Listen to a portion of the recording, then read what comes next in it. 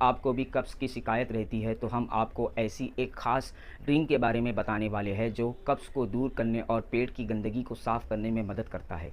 دوستو، اسبگول کا شربت، اسبگول کے فائدے کے بارے میں تو آپ جانتے ہی ہیں، جس کی مدد سے قبض سے جڑی سمسیاؤں کو دور کیا جا سکتا ہے۔ جن لوگوں کو پیٹ کے کئی دنوں صاف نہیں ہو رہا ہے یا پھر پیٹ سے جڑی انیہ سمسیاएं ہو رہی ہے، رات کو اسبگول کا شربت پی کر سونے سے صبح ٹوائلٹ جاتے ہی آپ کا پیٹ اچھے سے صاف ہو جاتا ہے۔ دوستو، اسبگول کے شربت کی ریسیپی بہت آسان ہے۔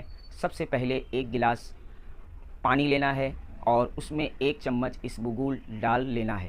اسے اچھے سے چمچ کے ساتھ ملائے اور پھر کم سے کم 3 سے 4 گھنٹے کے لیے رکھ دیں۔ اس کے بعد آپ دیکھیں تو اس کی سرچنا ایک جیلی کی طرح ہو جائے گی، اور پھر اس میں آپ تھوڑی سی یا پھر سواد کے انوسار چینی ڈالیں اور گرائنڈر میں اسے اچھے سے گھما لیں۔ اب آپ کا اسبگول کا شربت پوری طرح سے